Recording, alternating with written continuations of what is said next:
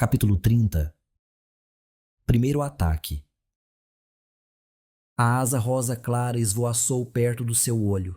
Através de seu filamento fino, Bliss viu o sol, alto no céu afugentando algumas nuvens. A borboleta remexeu-se novamente, pousada em seu nariz, e então partiu com a próxima rajada, esvoaçando em costa abaixo. Bliss se sentou, balançando as pernas para fora do galho grosso. Sua corda esticou-se, mantendo-a no fino pedaço de madeira. Seu bastão estava ao lado do tronco ondulado âmbar da árvore, a corda cumprindo dupla função e mantendo a arma por perto.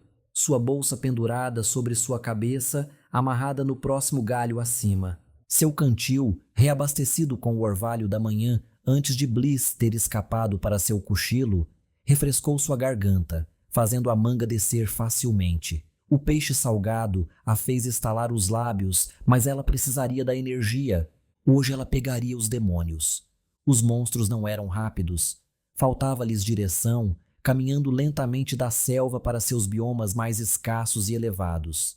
Eles arranhavam árvores, marcavam um novo território e capturavam pequenas criaturas como presas antes de seguirem em frente. Bliss não tinha tais distrações. Ela havia seguido as pegadas até uma fenda entre a colina e a montanha maior. Um vale abrupto sombreado da luz solar e invadido por ervas rasteiras. Pequenas flores brancas mostravam marcas de pisoteio e um corte profundo no extremo estreito do vale parecia um provável esconderijo para as criaturas. Então Bliss havia recuado um pouco, encontrado a árvore e economizado energia. Descendo ao chão, Bliss usou alguns truques. Usando seu cantil para amolecer a terra, Bliss espalhou lama fresca em seus ombros, seu rosto. Enfiou folhas em sua trança, seu cabelo amarrado. Camuflagem, qualquer coisa para ganhar um segundo, dar a si mesma uma chance. A caminhada de volta ao vale adquiriu um aspecto mais agradável à luz do dia, com flores desabrochando e mais borboletas vagando pelas ervas altas. No fundo da selva, o dia seria quente, mas aqui em cima, o ar parecia fresco, revigorante. Bliss o engoliu, virando-se de vez em quando para olhar para trás, para a ilha que se estendia atrás dela. Ela voltaria como uma mulher diferente, uma sem medo, ou não voltaria. Conforme o vale se aproximava, Bliss diminuiu seu passo, abaixou-se. O demônio que ela havia enfrentado na arrebentação estava dormindo durante o dia. Com sorte, estes fariam o mesmo, mas não fazia sentido arriscar. Manter um perfil baixo, chegar viva aos seus alvos. Não era um objetivo ruim. O silvo suave vindo de trás a fez pular. Em um movimento fluido, Bliss girou, sacando seu bastão e varrendo-o pela grama. Sua ponta veio a descansar no nariz de um ranoco verde pálido, o grande felino encarando-a através de seus olhos topázio verticais. Bliss ficou tensa, controlou sua respiração. Ela sabia como lidar com os felinos. Um pequeno susto e as criaturas, por mais assustadoras que suas 6 patas e garras pudessem ser, disparariam em busca de presas mais fáceis. Este afastou o bastão dela com o focinho, suas orelhas puxadas para trás, e deu um passo à frente. Sua boca se abriu, 2 dentes úmidos aparecendo sobre seus lábios rosados. O silvo desapareceu, substituído por um rosnado gutural. No entanto, apesar de tudo isso, Bliss se viu concentrada no corpo do felino e nas linhas vermelhas profundas em seu lado direito. Pelos faltando, manchas emaranhadas, ainda brilhantes, falavam de uma noite ruim. Recuando seu bastão, dando um passo atrás para manter a vara entre ela e o felino, Bliss ficou mais ereta. Tentou não parecer agressiva. Ranocos poderiam lutar por território, claro, mas os adultos tendiam a evitar uns aos outros. Viviam suas vidas solitárias. Estranho ver um ferido assim, estranho de qualquer forma, até que ela se lembrou do que mais poderia ter feito uma incursão recente no lar da fera.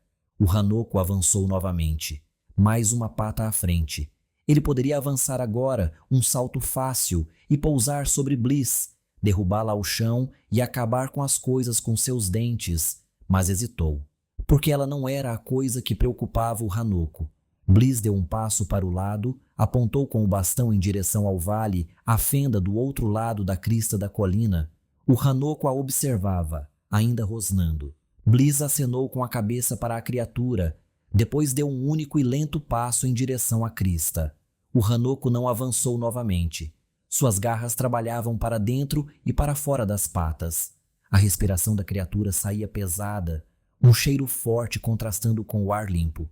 Bliss se moveu novamente. O felino não a perseguiu. Ele atacaria assim que ela virasse as costas?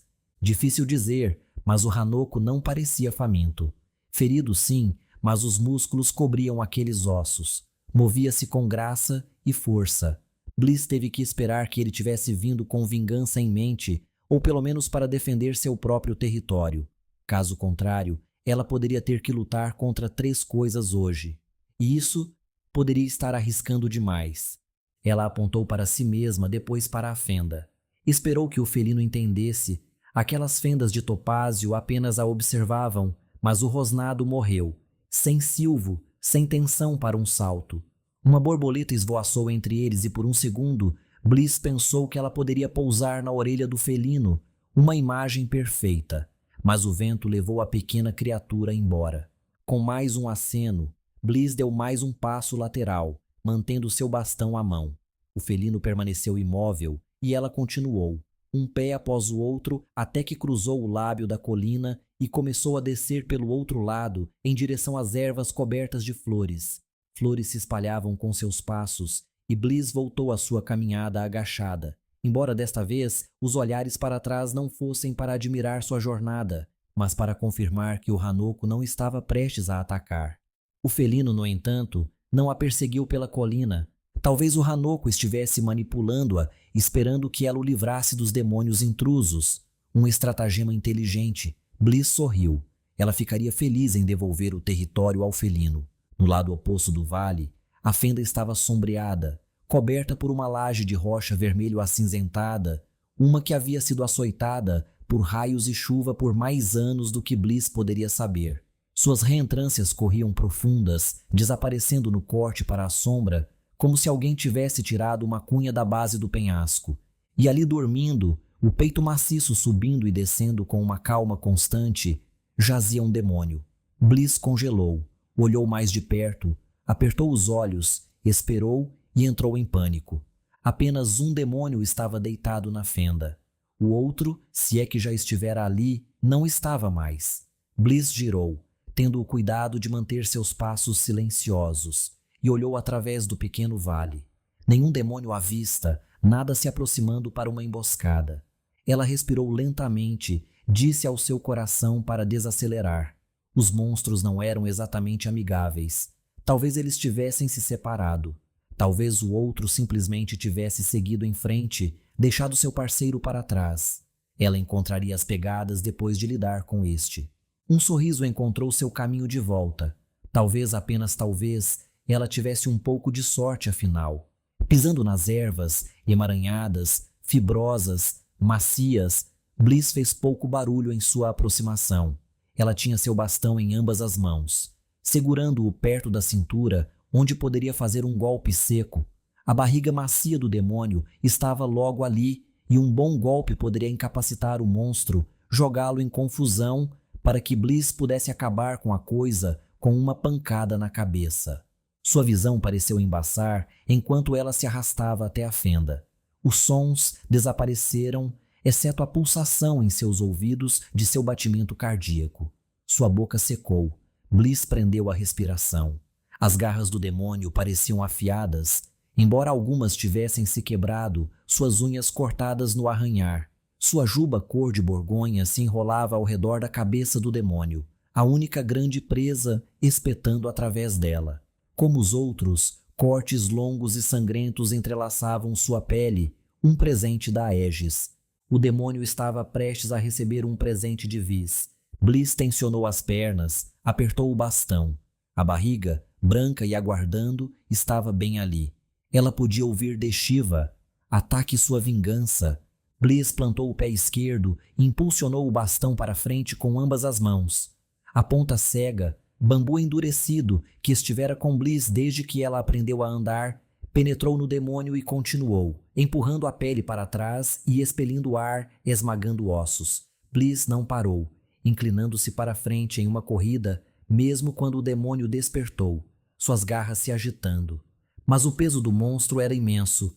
O primeiro golpe acertou, mas quando Bliss se inclinou, ela sentiu o volume do monstro empurrar de volta. O demônio rolou para cima, exalando um chiado dolorido e atirando terra, ervas, flores com suas garras. O primeiro ataque terminado, Bliss recolheu o bastão, mirou certo e golpeou para frente novamente, visando a presa desta vez. O olho estreito do demônio espreitava através de seus cachos enrolados e viu o movimento, sua pata dianteira direita batendo e desviando o ataque de Bliss para cima contra o teto de pedra. Como uma serpente, o demônio seguiu seu golpe com uma virada sinuosa, atacando Bliss com sua única presa. Desta vez, Bliss teve a resposta certa, balançando o bastão de volta de sua deflexão e afastando o ataque, batendo o focinho do demônio na terra. Iniciativa significava vida. Bliss não podia deixar o demônio recuperar o fôlego. Ela saltitou nos pés, pulando para frente e avançando com o bastão novamente.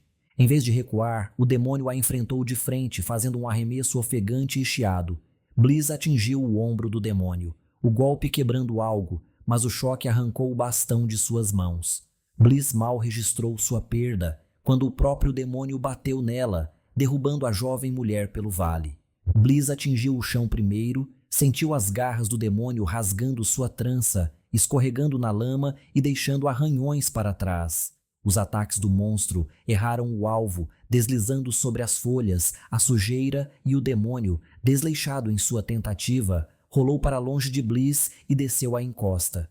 Por um momento, Bliss simplesmente ficou deitada nas ervas, atordoada por não ter morrido. Então suas mãos foram para sua cintura, puxando a corda que esperava ali. Bliss se enrolou, plantou a mão esquerda nas plantas e olhou. Em vez de apressar-se para outro ataque, o demônio parecia estar cambaleando, debatendo-se na folhagem. Os chiados ficaram mais difíceis, mais ásperos, mais desesperados. A realização surgiu. Com aquele golpe inicial, Bliss poderia ter feito mais do que irritar a fera. Enfraquecido-a, talvez. Ou pelo menos dado a si mesma uma chance real. Ela correu, puxando a corda entre suas duas mãos e saltou. Sua altura na encosta a levou até o demônio e ela pousou nos ombros da coisa, fazendo-a tropeçar, fazendo-a silvar. As garras do monstro se agitavam, mas os membros, como os de um ranoco, foram projetados para saltar, para golpear para baixo, não para cima em suas costas. Bliss se afastou quando o demônio se virou e atacou. Ela jogou a corda sobre a cabeça dele, ignorou a presa cortando perto o suficiente para rasgar sua trança, para arrancar mais folhas. Em vez disso, ela puxou com força, agarrou a corda com tudo o que tinha. Os fios oleados aguentaram, e Bliss passou as cordas de uma mão para a outra, puxando-as com força e deslizando um nó sobre o pescoço do demônio. Ele tentou outro chiado, outro uivo gorgolhante, enquanto Bliss apertava mais, mantendo suas pernas presas nos lados do monstro. O demônio tentou correr, tentou jogar Bliss para fora, mas a corda permaneceu forte. A juba do monstro batia em Bliss, os pelos pegajosos deixando vergões em sua pele. Ela não seria jogada fora. Não agora. A corda apertou mais, o demônio saltou uma vez, 2 vezes, 3 vezes, antes que algo mudasse. Sua luta pareceu escoar. Um silêncio gradual. As pernas ficaram moles. A fera se acomodou na grama. E com um último e meio entusiasmado ataque em sua direção, o demônio expirou seu último suspiro, e Bliss respirou seu primeiro, um suspiro de olhos arregalados. Ela segurou a corda com força, manteve-se nas costas do demônio, esperando por uma farsa que não veio, esperando por uma armadilha que não se armou. Somente quando uma borboleta pousou no demônio, com o monstro não movendo um músculo, Bliss soltou a corda. Ela desceu das costas do demônio, puxou sua corda para libertá-la, seus olhos sempre no monstro, esperando por qualquer sinal, concentrada em sua vingança. Capítulo 31. A escada emaranhada.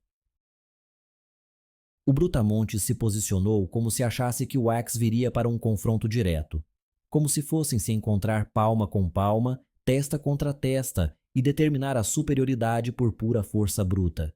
Que ele continuasse pensando assim. Wax sinalizou para Pan seguir pela esquerda, esperando que seu amigo visse a abertura e continuasse se movendo. O objetivo do Brutamontes era bastante óbvio: atrasar os dois para que quem quer que eles tivessem indicado para a renovação pudesse entrar tranquilamente e levar o prêmio. Wax apostaria que eles espalhariam seus outros idiotas pelo caminho acima também, só para proteção extra. O que significava que teriam que lidar com esse cara e rápido. Correr pela rede elástica deu a Wax uma ideia de como fazer exatamente isso. "Corre um pouco à minha frente", disse Wax enquanto se aproximavam. "Pula quando eu cair." O velho truque da mola e impulso. Não era exatamente uma manobra desconhecida na selva, onde folhas saltitantes serviam como plataformas de lançamento convenientes. Se o homem de Motilan iria perceber, bem, teriam que descobrir. Wax dobrou os joelhos, deu um salto para cima, ou pelo menos tão longe quanto seu impulso permitia. No ar, puxou os joelhos para o peito, sentiu a queda, fechou os olhos pouco antes do impacto. Não fazia sentido deixar algum espinho errante arranhá-los. E puxou a superfície esponjosa para baixo consigo. Pan, logo à frente, deveria estar sentindo o chão escorregando para trás. Deveria estar... Ei! O grito irritado do sujeito foi toda a prova que o Wax precisava enquanto voltava de sua posição encolhida, pousando com um desequilíbrio. O inimigo estava diante de Wax, não olhando para ele, mas sim seguindo Pan, que aterrissou do lado oposto do homem. Pan caiu com toda a graça de um peixe se debatendo, atingindo o chão primeiro com o lado do corpo. No entanto, apesar da falta de estilo, Pan acabou onde precisava estar, mais acima no caminho que circundava o tronco. Sorrindo, inundado pela vitória, Wax aproveitou a vantagem. Avançou com um salto, atingiu o sujeito maior com uma investida correndo. O homem caiu, batendo e ricocheteando na planta elástica, e Wax aproveitou a onda, rolando para frente e se levantando para seguir os passos de Pan. O Palerma praguejou, e Wax imaginou que o homem os perseguiria, mas por enquanto eles tinham uma vantagem. "Corre!" gritou Pan, com risos vibrando nos cantos da voz. Havia um momento em toda a aventura quando, bem, a aventura tomava conta. Os dias improvisados mergulhando pela selva tinham sido divertidos, ainda que um pouco sem direção. Quem sabia se a dupla chegaria ao posto avançado de Najan primeiro? Quem sabia o que fariam quando chegassem?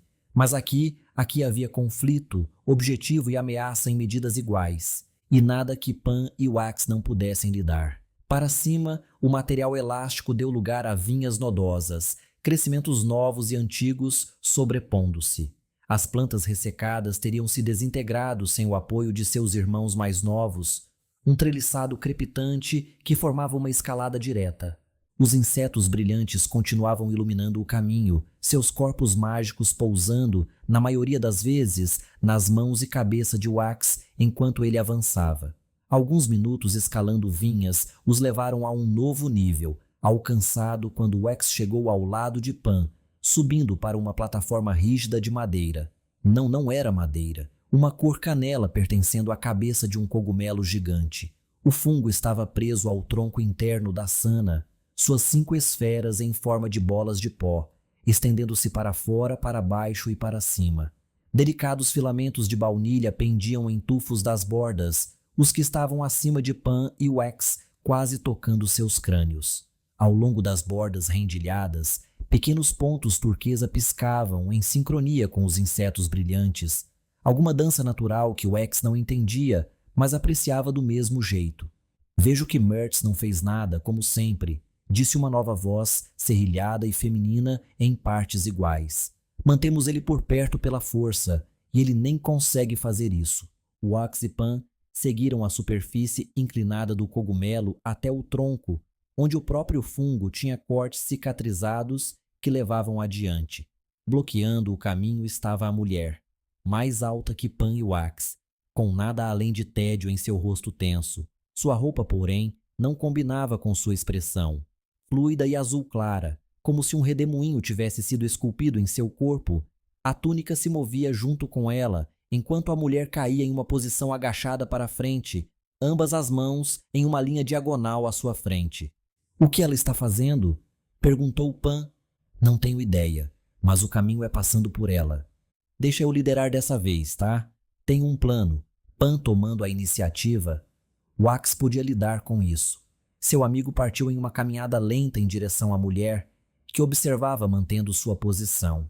Quando Pan se aproximou a poucos passos, ele parou, então chutou para baixo na superfície do cogumelo. O impacto atravessou o topo do cogumelo, empurrando para baixo e fazendo um pedaço saltar para o ar. Pan agarrou o pedaço fofo e bege e o arremessou direto na mulher. Vai!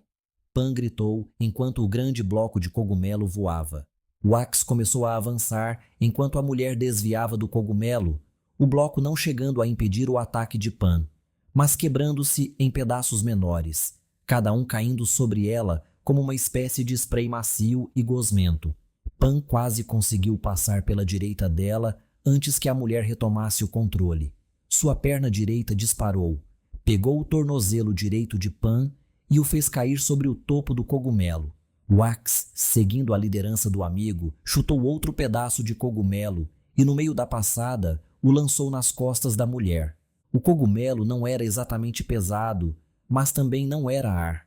A mulher parecia prestes a continuar com um chute no rosto de Pan, um golpe que nunca veio quando o arremesso de Wax atingiu suas costas e a fez tropeçar para frente. Para frente, direto no chute desajeitado de Pan. O caçador de cogumelos atingiu a canela da mulher, fazendo-a gritar e cair.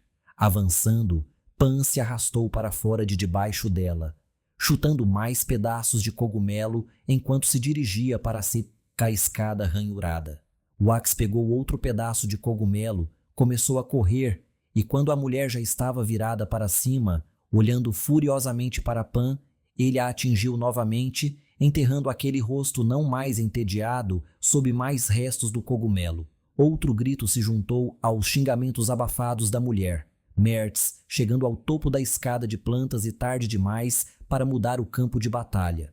Wax chegou às ranhuras não mais que 3 segundos depois de Pan, saltando e encontrando apoios para as mãos na carne macia do cogumelo.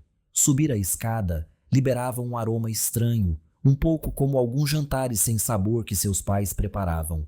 Lá em cima, a escada continuava até que o cogumelo, suas alturas sombreadas por um branco etéreo, desaparecia.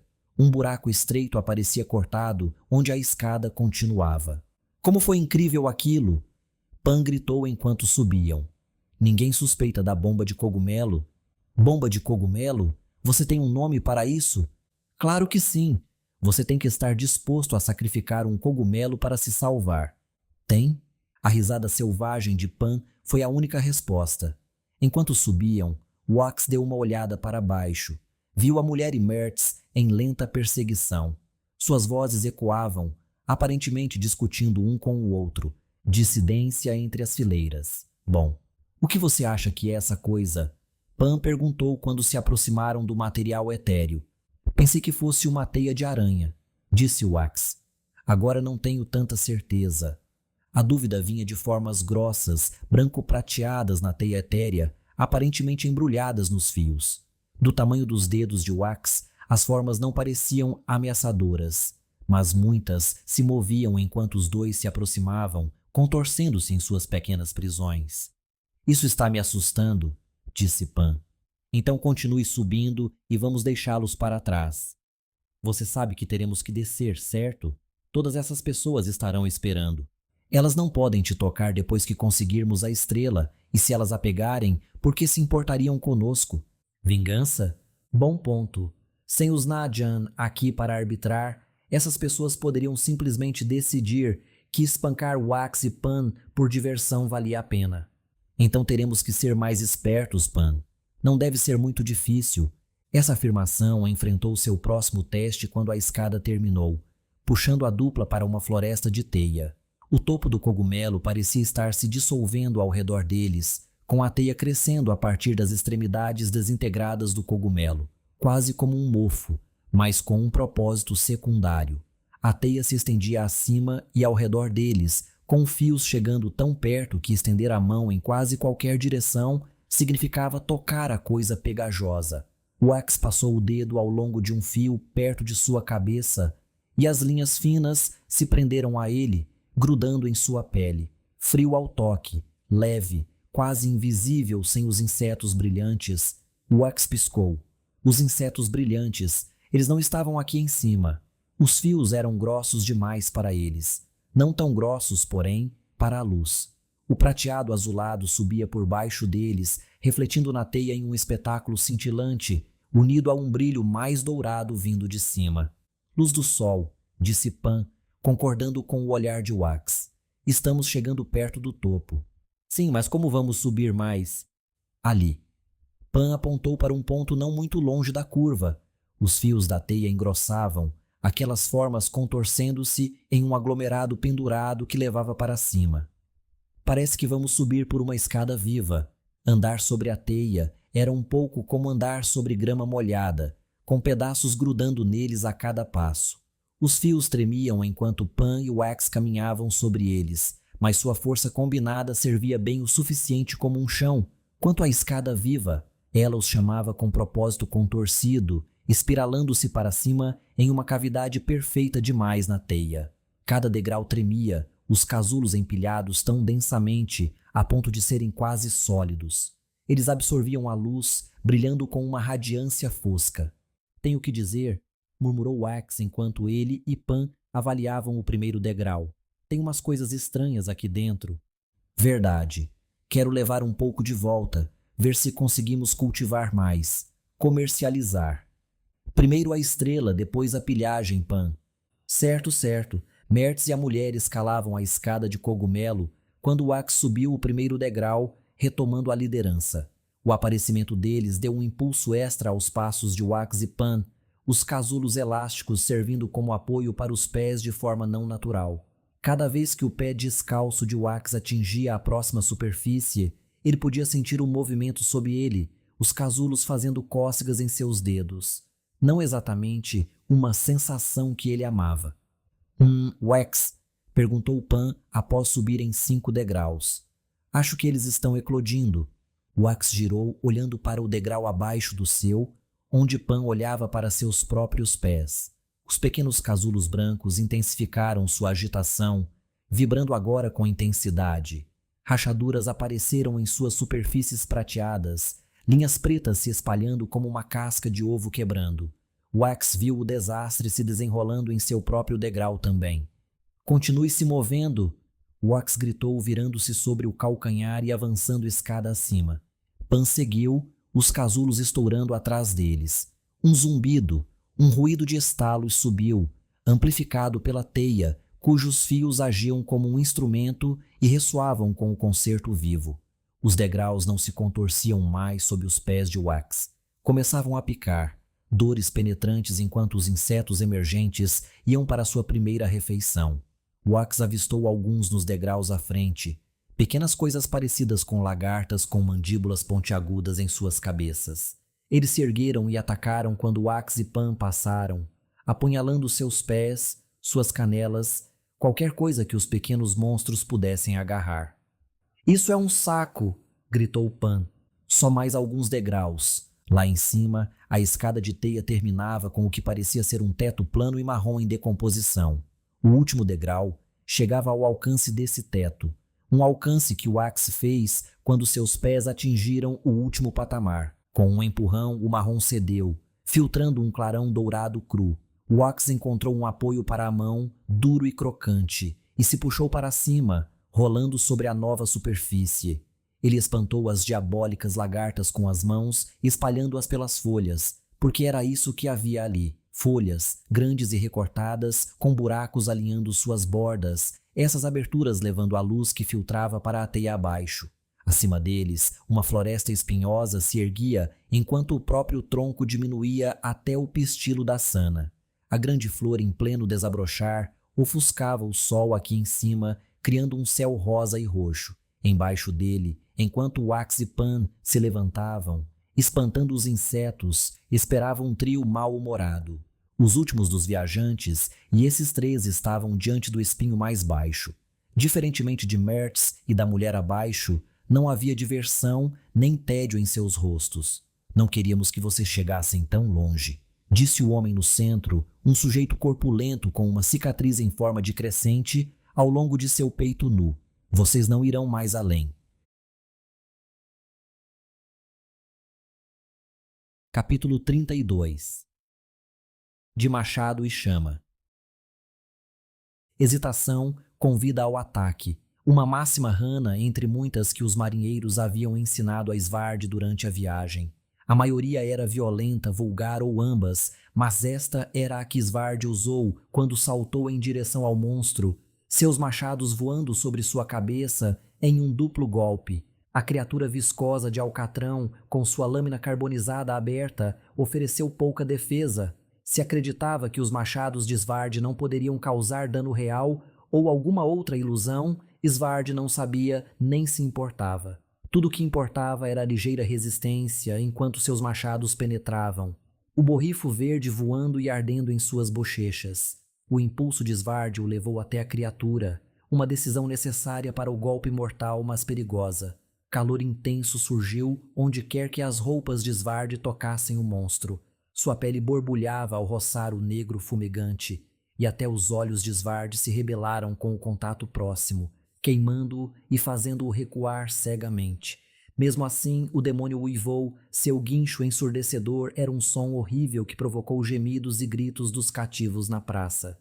Quando Svard sentiu a estrutura arruinada contra suas costas, quando a dor recuou, ele piscou os olhos e viu uma coisa derretendo. Uma poça esmeralda se espalhando. O próprio corpo do monstro parecia devorar a si mesmo, a pele pegando fogo pelo sangue interno, transformando-se numa tocha verde alaranjada, enquanto sua lava líquida se espalhava por baixo. Svard desviou-se, olhando para seus machados e confirmando que, embora estivessem incandescentes como a pele do monstro, suas lâminas de aço ainda resistiam. Os outros 3 demônios não encararam a morte de seu camarada com bom humor. Com um permanecendo perto dos cativos, os outros 2 se separaram, cada um circulando Svard. Os prédios arruinados ofereciam pouca cobertura, a armadilha tentada pelos demônios visível o tempo todo. Não que Svard tivesse muitas opções. É isso que vai acontecer com todos vocês, rosnou o homem. Quer os demônios pudessem entendê-lo ou não, Svard imaginou que suas palavras transmitiriam a mensagem pelo tom. Não eram coisas sem mente se podiam empunhar uma lâmina. Talvez pudessem ser manipulados, intimidados. Quem é o próximo? Em algum lugar nos edifícios atrás dele, Kive espreitava. Quando Uriferrite atacaria, Svard não sabia.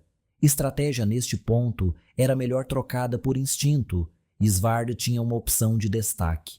Enquanto os 2 demônios iam para da esquerda e direita de Svard, ambos mirando um ataque pelas costas, o guerreiro Fote trocou sua postura e avançou diretamente contra o último que protegia os cativos. Diferente de seu antigo amigo, o demônio não foi pego desprevenido. Em vez disso, seus braços se transformaram em um aperto duplo na longa lâmina carbonizada, enquanto suas pernas encurtaram e se multiplicaram. Uma aranha negra enfrentou Svard na praça e sua arma tinha alcance. Com um golpe de 2 mãos, o demônio foi direto contra a forma avançada de Svard. Um machado ascendente pegou a lâmina. Teria desviado se não fosse pela maldita força da criatura. A arma de Svard prendeu na espada por baixo, com Svard se abaixando para garantir que o gume da lâmina apenas raspasse seu cabelo. Em vez disso, o machado enganchou na espada, o movimento levantando e arremessando Svard para a direita. Ele rolou na praça empoeirada, cinzas se erguendo ao seu redor, brasas caindo em seu cabelo. Svard sacudiu a dor, ouviu uma criança gritar e girou, ambos os machados em uma defesa cruzada diante de seu crânio. O instinto o salvou, como havia feito tantas vezes antes.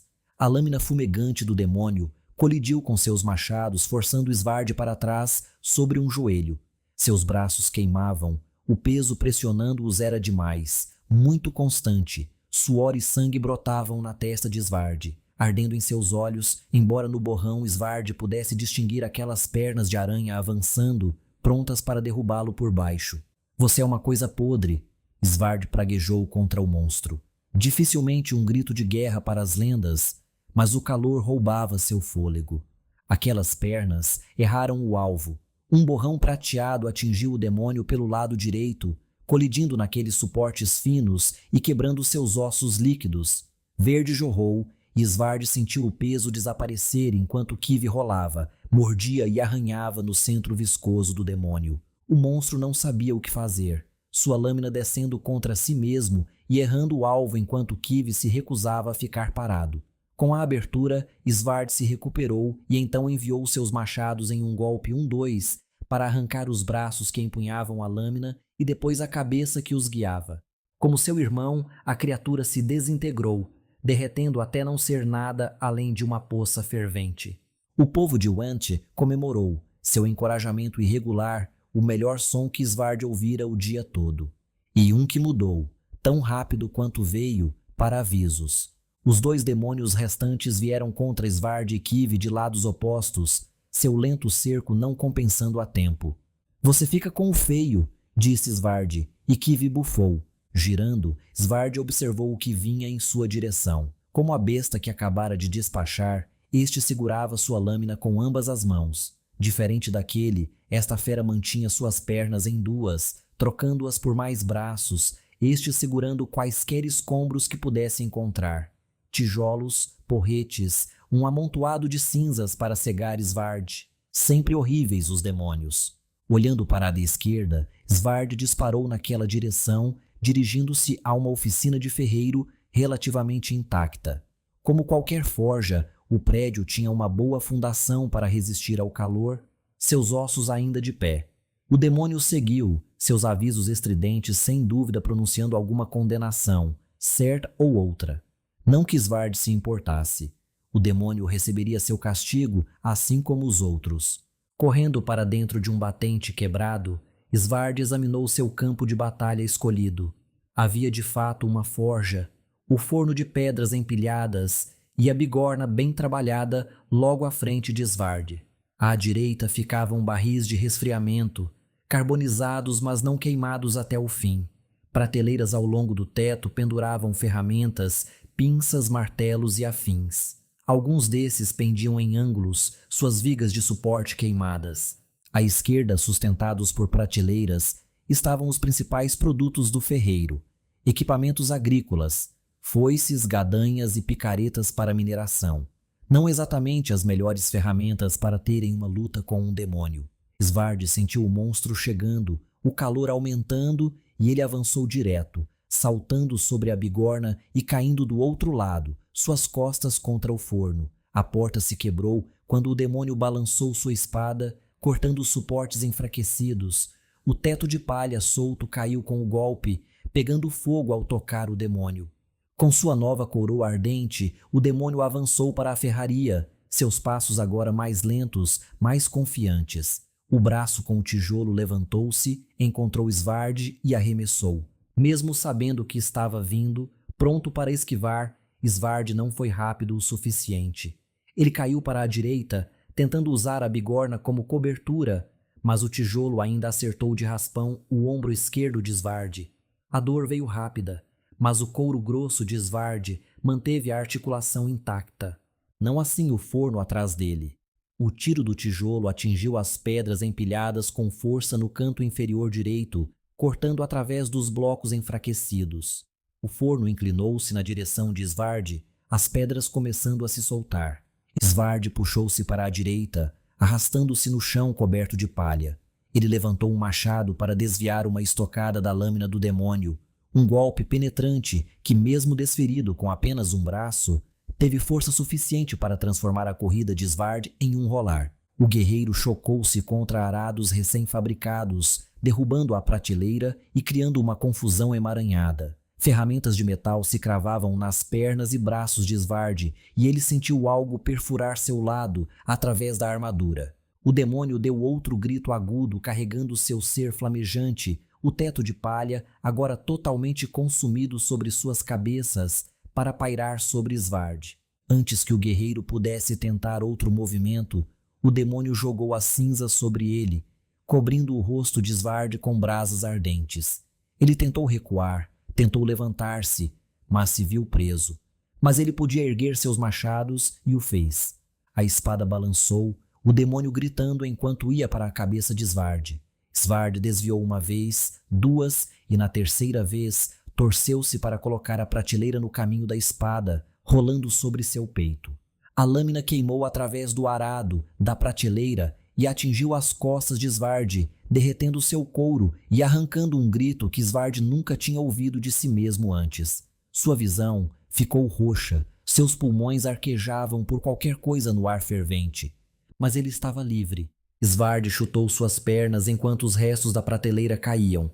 O demônio ergueu a lâmina, tentou empalar Svard novamente, mas Svard reverteu seu movimento anterior, chutando-se para cair sobre suas costas feridas e novamente trazendo seus machados. Ele nunca poderia largá-los, nunca, sobre sua frente. A estocada ricocheteou, deslizando para a terra perto da orelha de Svard. Seu cabelo queimou. O cheiro era nauseante. A ferraria não oferecia mais refúgio, então com a espada carbonizada ao lado dele, Svard rolou para a frente. Subindo aos seus pés e avançando rapidamente para além do demônio, Svard balançou um machado sobre a cabeça, cortando um daqueles braços extras. Verde esguichou, o demônio girou e perseguiu. Quando entrara na ferraria 1 minuto atrás, o lugar havia sido danificado, mas comparativamente ileso. Agora estava exposto ao céu, sua forja dizimada, exceto pela robusta bigorna. E permanecendo sob o lado fumegante do telhado, aqueles barris de chuva. Embainhando seus machados enquanto corria, Svard agarrou o primeiro barril que pôde, dobrando-se, erguendo e arremessando. O barril continha água e isso o tornava mais pesado do que Svard esperava. Mas medo e desespero são bons amigos na hora certa. E eles ajudaram Svard a enviar o barril colidindo com o demônio que se aproximava. O barril estourou sobre o corpo inferior do demônio, inundando as pernas com água fria. O alcatrão pegajoso endureceu em um flash de vapor, o demônio tombando enquanto seu torso superior continuava a se mover, mas sua metade inferior ficou presa ao chão. A lâmina carbonizada bateu no chão, saltando do aperto do demônio. O monstro olhou para Svard, sua cabeça sem olhos chiando de raiva, fúria quando Svard sacou um machado e terminou o trabalho. Lá fora, Kiv e o último demônio trocavam golpes enquanto os sobreviventes da cidade o observavam. O ferrite provou ser ágil, lançando-se para dentro quando o demônio tentava balançar sua espada e desencadeando garras sangrentas ou cabeçadas devastadoras. Esses movimentos tinham um custo, porém, pois Svard, emergindo da ferraria, viu o demônio chutar Kiv e enviar o ferrite rolando na poeira, um alvo fácil para uma estocada. "Aqui, seu grande bastardo!" Svard gritou, segurando seus machados no alto. Quando ele deu um passo em direção ao demônio, no entanto, pretendendo romper em uma corrida, a perna direita de Svard vacilou. Ele caiu de joelho, olhando para o membro confuso. Então ele notou o vermelho descendo pela perna. Soltando um machado, ele enviou um dedo ao longo da listra vermelha, seguiu-a até sua coxa e ao redor de sua cintura, até a linha ainda quente, ainda dormente ao longo de suas costas. Svard piscou. Tentou se concentrar. O chiado cresceu e ele olhou em sua direção. O último demônio, aproximando-se com sua espada naquele aperto duplo devastador. Atrás dele, deitada de lado na poeira, estava Kiv, imóvel. Svard sacou seu segundo machado, segurou-o em sua mão esquerda, observou o demônio se aproximar enquanto riachos vermelhos corriam através de seus olhos. "Desculpe, Katia", murmurou ele. "Não consegui fazer isso por você." Quando o demônio ficou sobre ele, espada erguida, Svard usou a energia que lhe restava. Rosnou uma maldição e lançou-se contra a criatura. Afinal, um guardião deve morrer lutando. Capítulo 33. Mergulho. A garra atingiu Bliss com mais força do que qualquer coisa já tinha feito antes. O golpe do demônio acertou seu ombro esquerdo e a arremessou para longe do corpo do demônio velho, fazendo Bliss saltar e rolar pelo mato florido. Folhas e terra voaram, pedras escondidas feriram a pele de Bliss e ela parou contra a encosta virada para cima, com a boca cheia de cascalho. "Vamos lá, Bliss." Ela lutou contra o pânico, ignorou a dor no ombro e se levantou. o novo demônio estava de pé sobre o outro, farejando seu antigo amigo? Será que os demônios funcionavam assim?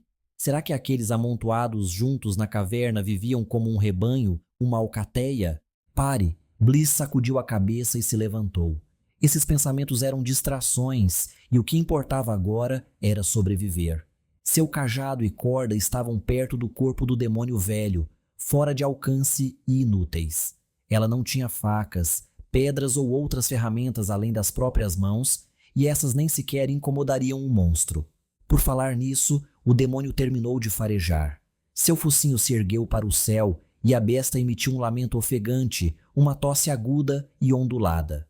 Um chamado de luto? Um grito de vingança?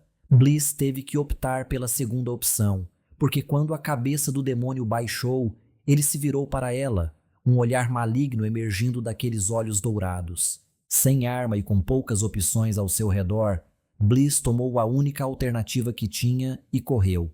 Uma rápida virada de calcanhar e um impulso lançaram Bliss para cima e além da crista da elevação.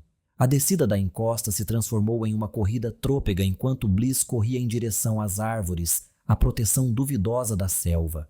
Atrás dela, ofegando seu desafio, o demônio avançava. A primeira camada da selva espalhava árvores grossas entremeadas com samambaias várias vezes mais altas que Bliss. Sob elas, folhas e gravetos espalhados formavam um solo florestal macio, e tudo isso brilhava sob o sol do meio-dia. Pássaros e criaturas menores fugiam com a aproximação de Bliss, embora ela imaginasse que era o demônio perseguidor que mais os assustava. As opções passavam por sua mente a cada passo, Bliss planejando e descartando-as por sua vez. Poderia pegar um graveto e usá-lo como arma? Subir em uma árvore e tentar se esconder? Nenhuma parecia viável. O demônio certamente poderia escalar um tronco com aquelas garras. E que galho serviria contra uma pele tão grossa, garras tão mortais? Bliss precisava mudar o cenário, levar o campo de batalha para um lugar onde sua forma menor tivesse vantagem. Então ela inclinou sua corrida, desviando para o sul ao longo da encosta. O demônio galopava atrás dela, suas garras não fazendo segredo de sua aproximação. Bliss olhou para trás e viu a juba vermelha do demônio flutuando atrás de sua forma massiva, sua mandíbula de presa única aberta e engolindo o ar enquanto corria. Sujeira e pedras voavam, uma nuvem atrás do monstro. O chão tremia com seu peso, mas Bliss também voava, suas pernas e braços bombeando, seus pés atingindo cada curva da terra e saltando dela, capturando o impulso e transformando-o em velocidade extra. Seus pulmões cantavam, seus olhos arregalados captavam tudo, e ela encontrou a selva alguns batimentos cardíacos à frente de seu perseguidor, e saltou. Sem uma corda, balançar era uma tentativa tola, mas naquele exato momento, ser tola parecia o único jeito de Bliss sobreviver. Usando a altura da colina, Bliss voou e pousou em uma enorme fronde mais abaixo. Galhos e folhas bateram em seu rosto durante o percurso, deixando arranhões, arrancando cabelos presos, mas Bliss ignorou tudo isso, pequenas dores por pequenos momentos. Inclinando-se para a frente para se mover com a curvatura descendente da fronde, Bliss impulsionou seus pés ao longo das largas folhas, escalando a coisa e esperando por outra opção. A samambaia tremeu quando o demônio colidiu com ela, rasgando o verde. A fronde de Bliss caiu quando sua ligação com o talo central foi cortada. E novamente Bliss teve que dar um salto, esticando os braços em busca de uma trepadeira. Um salto sem um lançamento estável não era muito de um salto, no entanto. E Bliss caiu curto, aterrissando com força sobre o peito, na lama de folhas. O demônio rugiu sua vitória, avançando em um terror mastigante. Bliss virou-se, viu o monstro saltar alto, olhos dourados arregalados e selvagens de raiva. E ela se encolheu de volta para se sair para a encosta. A inclinação da colina traiu o demônio. Seu salto carregando o monstro por cima da cabeça de Bliss, as garras traseiras da coisa rasgando exatamente onde Bliss teria estado se tivesse ficado deitada esperando pelo fim. Em vez disso, o demônio não atingiu nada, seu enorme volume batendo nas folhas escorregadias. O impulso levou o demônio em rotação para baixo, em direção a várias árvores, onde ele martelou a casca, os troncos se partindo com estalos agudos. Bliss ouviu tudo atrás dela, já de pé e correndo mais para o sul, abaixando-se sob mais galhos e pulando samambaias menores. O demônio rosnou, retomando a perseguição. À sua esquerda, Bliss avistou um grande tronco apodrecido, seu comprimento inclinado para baixo na encosta, e mergulhou em sua direção. Pequeno demais para Wax, talvez para Sawi, o tubo era perfeito para Bliss. Ela arranhou os braços nas bordas ao entrar, deslizando de cabeça para dentro do tronco coberto de musgo. Seu interior úmido estava repleto de insetos, todos os quais Bliss ignorou enquanto chutava com as pernas, recolhia os braços e se movia. Ela poderia ter se movido mais rápido do lado de fora, mantendo um sprint mortal, mas sobreviver a isso, como Deshiva apontara, exigiria tanto cérebro quanto pés velozes. O demônio não parecia concordar, batendo no tronco com fúria fria. A pancada esmagou a entrada do tronco, arrebentando a madeira e fazendo o resto rolar para fora de sua cama de folhas. Aninhada no meio do tronco, Bliss rolou enquanto a árvore morta descia pela encosta, estrondando e rachando contra suas irmãs vivas.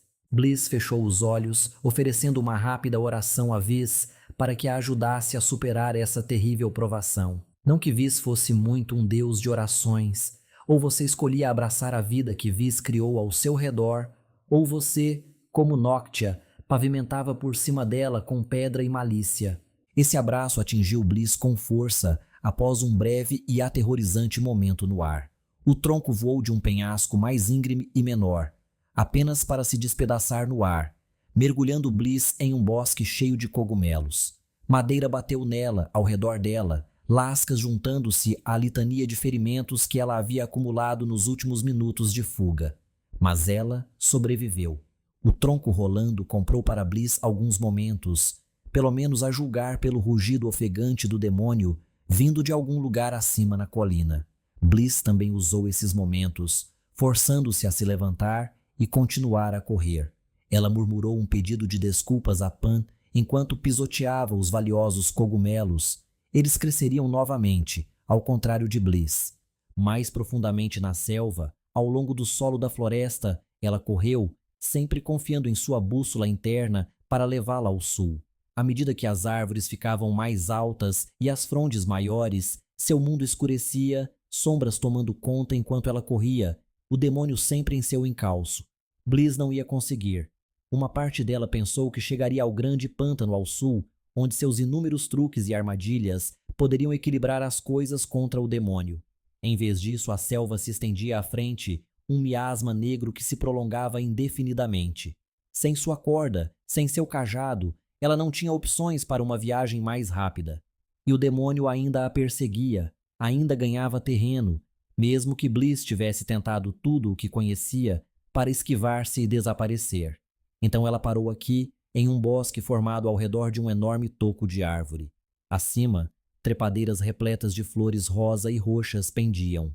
Musgos, frescos em seus pés descalços e arranhados, cobriam o chão da floresta. O ar estava abafado e quente, combinando com o suor que escorria pelos seus braços e costas. Em um braço, Bliss segurava uma pedra que havia pegado há algum tempo. Sua forma triangular terminava em uma ponta embotada, como um dente lascado. Na outra mão, descansava um galho grosso, embora apodrecido o suficiente para parecer que se quebraria no primeiro golpe. Essas eram suas armas. Este era seu plano. Bliss virou-se para a árvore atrás dela, deixou o graveto apoiado contra o tronco e deu um forte salto, usando a pedra para cravar na casca e ajudá-la a escalar o grosso tronco âmbar. O demônio se aproximava cada vez mais, ofegando sua raiva. Bliss chegou aos primeiros galhos, seus corpos finos mal adequados para uma emboscada. Então ela continuou, mais 2 membros acima, o toco agora bem abaixo. Bliss rastejou para o galho. Segurando a pedra em uma mão, ela colocou a outra em volta da boca e fez um chamado específico. O uivo poderia ser ouvido durante a noite e no início da manhã por toda a selva, e embora o de Bliss não tivesse exatamente o volume, ele carregava o tom certo. Contava a história certa para qualquer um que pudesse estar ouvindo. Bliss esperava que alguns estivessem prestando atenção. Galhos estalando chamaram sua atenção para baixo. O demônio havia entrado novamente em cena, farejando ao redor do toco, seguindo seu cheiro. Ele ainda não olhara para cima. A chance ainda era dela. Se ao menos Wax e Quick pudessem vê-la agora. Ela ajeitou a pedra, segurando-a com as duas mãos enquanto se levantava sobre o galho, suas pernas em uma linha cuidadosa, calcanhares plantados. Ela tensionou os joelhos, observando o demônio enquanto ele circulava o toco, farejando, seguindo os pontos no musgo onde seus pés haviam pisado segundos antes. A cabeça dele congelou, se ergueu, virou-se para a árvore que Bliss havia escalado, considerando. Agora, ela saltou com o mais leve impulso das pernas, apenas o suficiente para sacudir o galho e lançá-la para o lado. Bliss achatou seu corpo, dirigindo seus braços para baixo primeiro, liderando com a pedra, sua cabeça não muito atrás. O ar assobiou pelos seus ouvidos, seu estômago afundou. O demônio olhou para cima, seus olhos dourados se arregalando, pela primeira vez não de raiva, mas de surpresa, de medo. Capítulo 34. Espinhos. 3 contra 2, e Wax queria dizer que estava pronto. Ele e Pan estavam lado a lado no chão estaladiço, coberto de folhas e galhos, olhando diretamente para os 3 capangas do litoral. Seus oponentes espalhados e posicionados diante da subida espinhosa até o topo da sana mantinham expressões determinadas, suas tramas densas, seus braços e pernas adornados com faixas brilhantes. Wax interpretou as cores. Kitai usava corantes, tintas na pele para mostrar o status social. O litoral usava tecidos. Os 3 à sua frente, as 2 mulheres nas extremidades, exibiam as cores de sua casta de navegantes. Um grupo durão coberto de piercings e olhares inexpressivos. O do meio usava os bandanas marrons pertencentes aos artesãos, os construtores. Ombros largos, costas grandes e joelhos dobrados como um carpinteiro. Não eram soldados, mas quem em vis realmente era. Por quê? Pan perguntou. Não, gritou do outro lado. Qual é o objetivo? Seu representante já está na frente. Uma garantia, respondeu o homem do meio. É nossa honra, Kitai. Vocês tiveram a última renovação. Agora é nossa vez. Ah, síndrome da segunda cidade. Pelo menos era assim que chamavam em Kitai. A cidade maior de Vis ocupava a localização central da ilha, seu acesso mais fácil aos recursos e melhor localização comercial. O pessoal do litoral tinha todo o direito de se sentir inferior porque eram. Então conquistem, disse Wax. Ajudem seu escolhido a pegar o símbolo. Não nos espanquem. Uma coisa leva a outra, não é? Perguntou a navegante à direita. A mão de Wax coçava pela lâmina forte. Se ele pudesse sacar aquela espada, mostrar a esses 3 que ele e Pan não eram um par de otários para serem intimidados. Mas do jeito que as coisas estavam, uma briga aqui não terminaria bem. Eles precisavam encontrar outra maneira. Os 3 do litoral pareciam satisfeitos em deixar Pan e Wax conversarem, o que era justo. Contanto que o caminho para cima estivesse bloqueado, o vencedor da renovação deles teria todo o tempo do mundo para pegar o Scar e reivindicar a honra. Quanto aos outros 2 lá embaixo, seus xingamentos haviam cessado alguns minutos atrás, com os insetos aparentemente afugentando a dupla. O que nos deixa onde? Pan perguntou, desviando os olhos para os espinhos, para Wax e de volta. Não acho que podemos passar por eles. E a menos que você tenha escondido alguma arma secreta nessa trama, estamos com poucas opções. Wax olhou ao redor. O tronco interno da sana se estreitava à medida que se aproximava do topo, transformando-se naquela massa espinhosa. A casca externa simplesmente parava, virando-se e dobrando-se para o meio, quebrando-se nas bordas como tantos galhos moribundos. Mechas de folhas se estendiam aqui e ali, galhos fracos oferecendo pouca esperança para uma combinação de escalada e salto. Apenas o caule central, decorado com aqueles espinhos grossos e escaláveis, oferecia alguma esperança de chegar ao topo. O único caminho é através, disse Wax, ou desistimos. Sentamos e esperamos para ver o que acontece. Pan começou de novo falando sobre como tinham chegado longe. Como seu pai ficaria orgulhoso dele por isso, mesmo que não conseguisse o Scar. Wax ignorou as racionalizações e olhou mais de perto para o trio. Ele e Pan não eram lutadores, mas esses três também não. Se pudessem ser provocados, se pudessem ser manipulados, vamos enganá-los, sussurrou Wax, e Pan se calou enquanto seu guardião detalhava a ideia, por mais absurda que parecesse. Com o plano estabelecido, a dupla se virou, Pan não conseguindo esconder o nervosismo em seus olhos arregalados, e caminharam em direção aos três guardiões. Eles enrijeceram com a aproximação da dupla, mantendo sua formação. Vocês todos pretendem ser guardiões? Pan perguntou durante a aproximação. 5 não é um número muito grande? Os três se olharam encolhendo os ombros. Somos amigos, disse o construtor. Vamos nos entender. Eita! Wax balançou a cabeça. Estavam a 5 passos firmes da linha oposta agora, 8 do caule e do primeiro espinho. Vocês estão pedindo problemas. Quem vai desistir da honra? O construtor bufou. Como eu disse, pare de falar com eles, Corus, disse rispidamente a navegante à direita. Eles estão aprontando, posso sentir o cheiro deles. Definitivamente suspeitos, acrescentou a da esquerda. Viu a cara dele? Ela riu com desdém. Não me importaria de jogar uma partida com esse aí. Não há nada suspeito em fazer perguntas simples, disse Wax. Só acho que, se vocês vão carregar as esperanças de toda a ilha, talvez devessem acertar os detalhes primeiro. 3 passos agora. Wax mantinha as mãos livres. Pan também. Seu amigo havia endireitado os ombros, colocando um sorriso plácido. Não exatamente manso, mas inofensivo. Calmo. Bom, talvez você devesse cuidar da sua vida, respondeu Corus, e voltar para onde estava. Bem, disse Wax, prolongando a palavra. 1 passo agora. As 2 navegantes se aproximaram, formando um semicírculo em torno de Wax e Pan. Eu estava pensando, já que vocês não resolveram a questão dos guardiões, talvez pudessem nos deixar participar da jornada? A pergunta os abalou. Um pedido ridículo, mas talvez não. Guardiões de toda a ilha já haviam sido escolhidos antes, se Wax se lembrava bem das histórias. Não que isso importasse.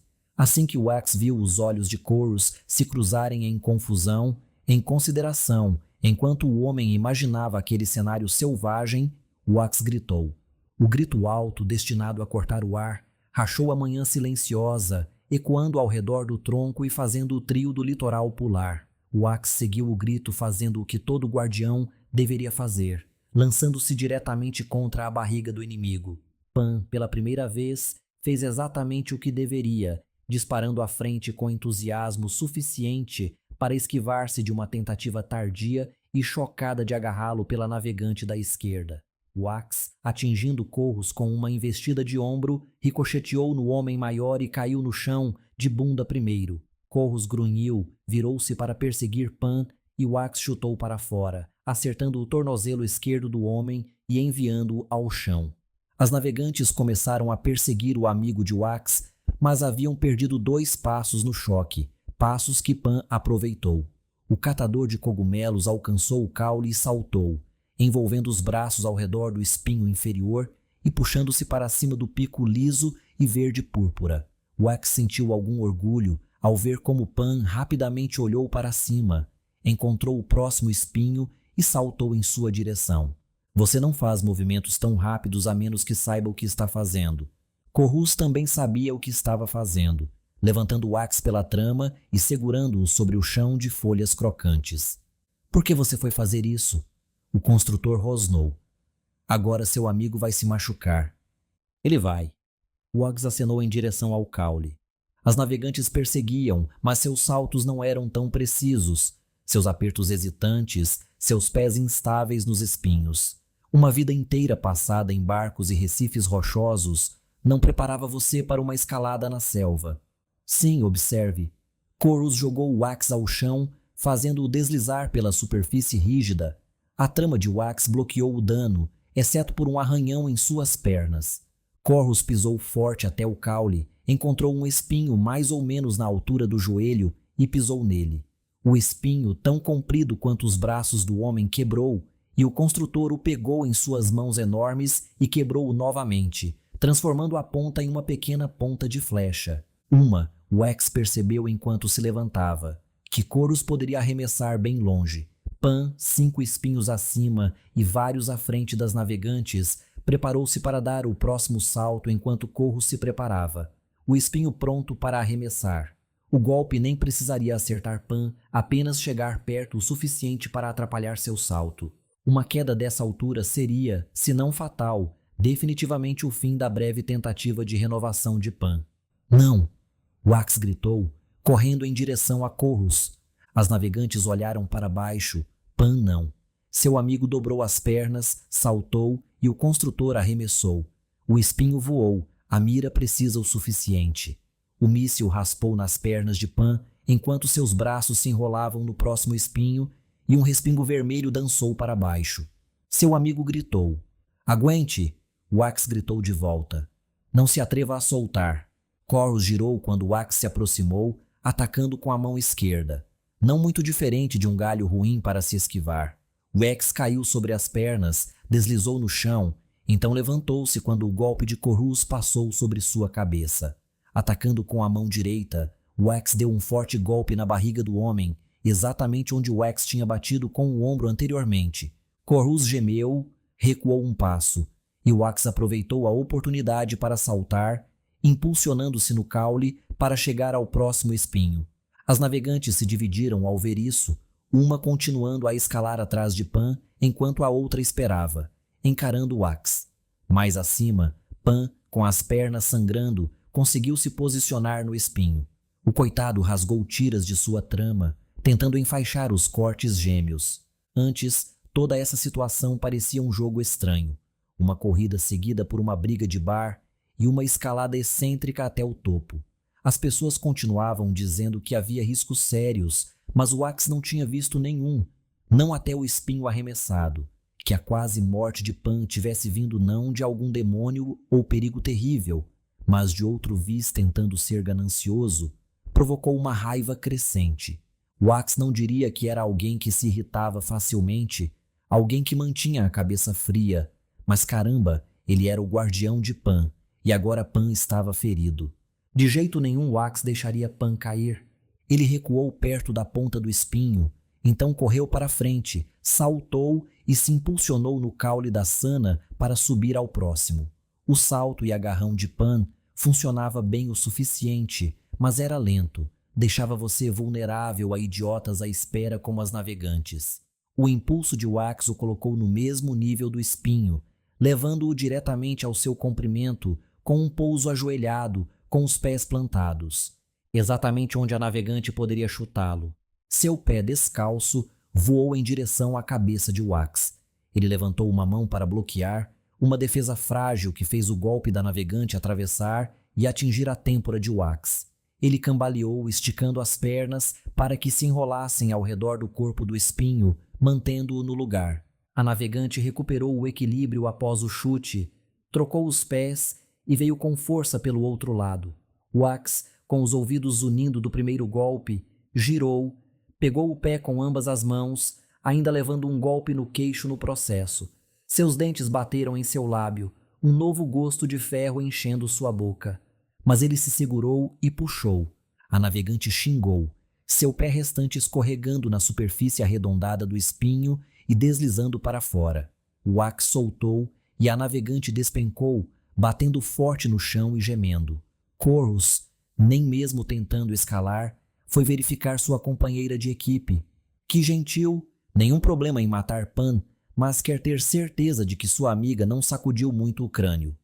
Wax, Pan chamou, ainda agarrado ao espinho. Isso não está bom. A segunda navegante estava um espinho abaixo de Pan agora e 2 acima de Wax. Ela parecia estar considerando a melhor maneira de chegar ao nível de Pan. O homem, com as pernas parcialmente enfaixadas agora, pronto para afastar qualquer ataque com um chute. Cuspindo um pouco de sangue, Wax levantou-se com seus próprios pés trêmulos, encontrou o próximo espinho e saltou em sua direção. Deslizou as mãos ao redor, puxou-se para cima e ouviu Pan gritar novamente. A navegante encontrou uma rota alternativa, saltando para a esquerda, encontrando outro espinho próximo à altura de Pan. Se houvesse outros espinhos ao redor do caule, a navegante poderia ficar acima de Pan e então ou manter a posição elevada ou saltar para baixo, tentando derrubar Pan no processo. Qualquer uma das opções era inaceitável. Aguente firme, Wax gritou de volta, avaliando seu próximo salto. Os espinhos se dispunham em uma linha, o mesmo instinto estabelecendo a sequência, agora como sempre fazia para ele. Wax planejou os saltos, a velocidade, onde plantaria seus pés para se lançar ao próximo. A navegante tinha a vantagem por enquanto, mas não por muito tempo.